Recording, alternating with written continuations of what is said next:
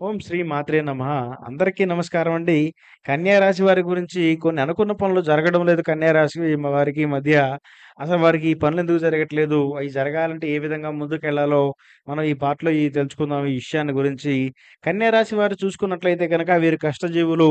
తమదనుకున్న పని గురించి ఎంతైనా కష్టపడేటువంటి వ్యక్తులు. అయితే వీరికి ఈ మధ్య అనుకున్న పనులలో ఆటంకాలు, సమస్యలు అలాగే శత్రువుల నుంచి పీడ చాలా ఎక్కువగా ఉంటుంది. అవి జరగకుండా కొంచెం అనుకున్న పనులు త్వరగా జరిగేటట్టుగా, శీఘ్రంగా జరిగేటట్టుగా మీరేం చేయాలంటే, ప్రతి అమావాస్య నాడు గాని, పౌర్ణమి నాడు గాని కొంత కుటుంబం ద్వారాగా దిష్టి తీపిచ్చుకోవడం గాని, కొన్ని గుమ్మడికాయలు తెప్పించుకోవడం గాని, అలాంటివి చేయడం వల్ల వీరికి ప్రత్యేకంగా అనుకున్న పనులు నెరవేరడానికి ఆస్కారం ఎక్కువగా ఉంటుంది.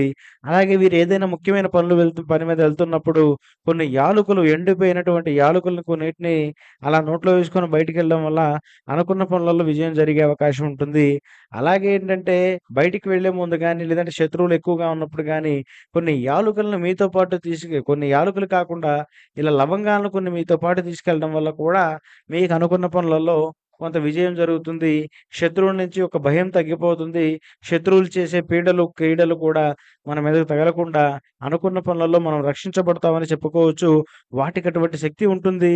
కాబట్టి మీరు కూడా ఒకసారి ప్రయత్నించి చూడండి. మీకు అనుకున్న పనులలో ఆటంకాలు లేకుండా విజయం జరుగుతుంది.